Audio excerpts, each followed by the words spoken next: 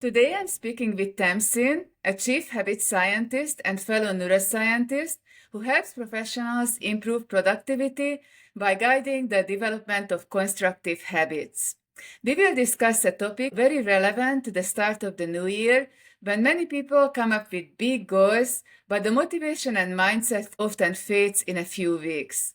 The other side is that many ambitious people have exciting visions, and we are building something new that is meant to have a big impact.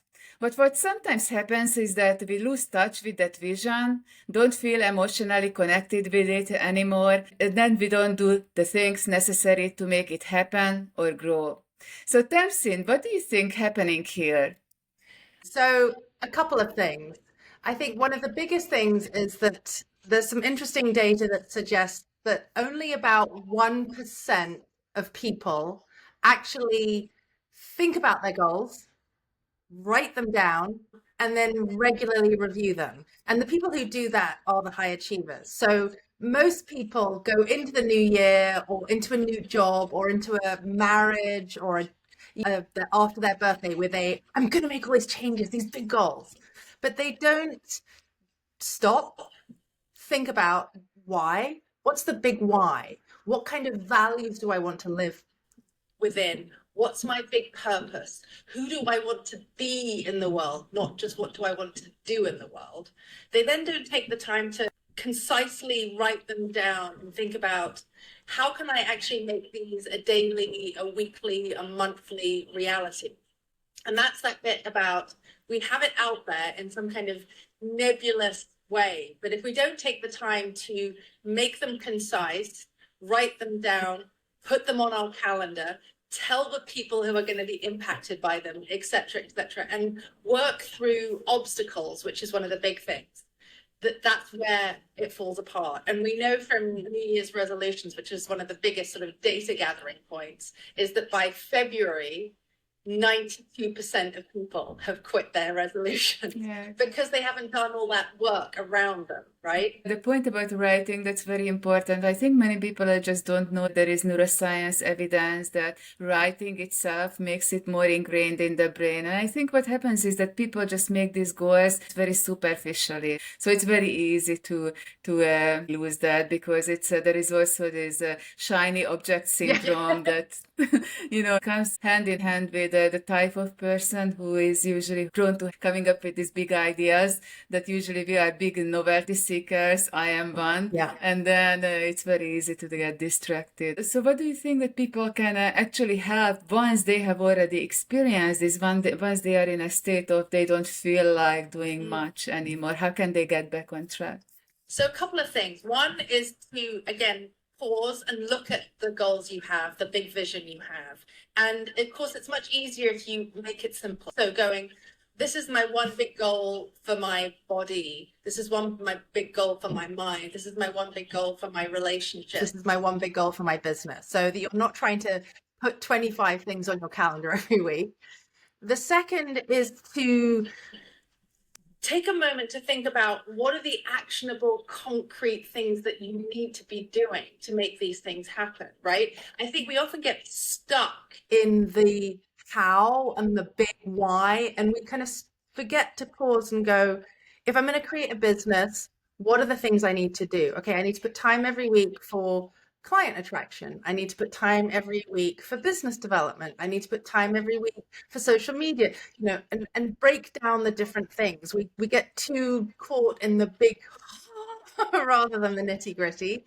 And for many of us, particularly people like me who have ADHD, a lot of that stuff can be really boring, right? So we have to create some kind of gamification to keep that going, right? And so part of what I find myself doing and have worked really hard to do with my clients is to help people understand their own unique reward structure, right? What do you need to do? Not what do I need to do? What do you need to do to make that thing happen, right? Do you need to celebrate achieving something by going and getting a pedicure? Do you need to achieve this and succeed this by doing a big thing on LinkedIn, going, look, I made it happen? What are the ways that you need to create that, that connection with success, right? So that's one piece. Another piece that is huge is really looking at the context within which you're operating. So what is your environment like, right? If you're trying to eat healthy, but you keep buying Doritos and chocolate, it's really hard because you're having to use willpower to avoid the thing in your house. So what are you doing in your environment to support the thing you're trying to create? And then also, who are the people around you? Do they have the habits, the goals, the life that you are trying to create? Or do they have the complete opposite? So again, it's much harder to be successful if you're spending time with people who are not living in alignment with what you value, because again, you're having to constantly work that. So often when people fall off, it's not about what you're doing, it's about within what context, environment you are operating within. Yeah, we need to make a plan that is quite holistic. It's not only a business plan. I think that's part of the mistake that many people make. It has to be kind of a life plan, and including part of it is a business, and place that in the context of the entire, life goals and individual goals. So I really liked what you said about the environment, and I think that is related to the importance of reinforcement. It's a neuroscience concept.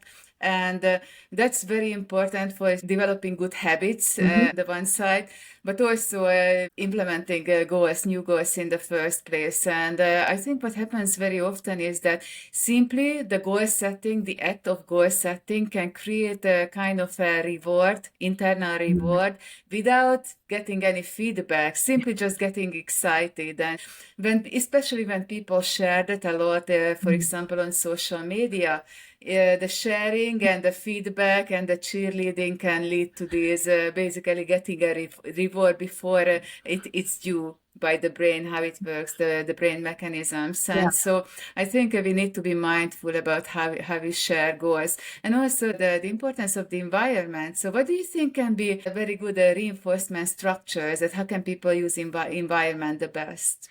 So one of the things is that most of us are visual in the way that we engage with our environment. So for example, if you're trying to cultivate a habit of moving your body every morning, laying your yoga mat out next to your bed with a pair of leggings, putting your running shoes, your charged AirPods, a water bottle by the back door. So when you walk out, it's right there. So creating visual triggers, and I mean in the positive way, to stimulate the behavior is really happening, right? So what I'm talking about here is the cue part of creating a habit, right? Is creating a cue that triggers the habit loop that you are trying to create. And so being really mindful of what it is that I'm trying to do. The second thing that's really important when you think about your environment is distraction. So if to get to your running shoes by the back door, you get your phone and you get distracted by messages on your phone, and maybe your kids or your partner are like, hey, I need you, I want you to, so really mindful of the obstacles. So that I do a lot of work with that with my clients, where I say, okay, you say you want to get up and walk around your neighborhood at 7 a.m. every morning. What's going to get in the way? Let's think about that and problem solve that, right? Are there people, things in your environment, etc., that are going to impact your ability to do that? When people start doing this, and they often do this with the New Year's, they get really excited and they want to change everything, right? And then you get stuck. And one of the things that I think is really important in this work is giving yourself grace. So that sort of stop, pause, I fell off. And rather than making it a story about, I'm a failure, it's, I failed at meditating every day this week, or I failed at going to the gym, or I failed at, logging my client interactions, or I failed at posting on Instagram every day, or whatever it was, the habit that you were trying to create that connects to the big goal, the big vision that you are working on.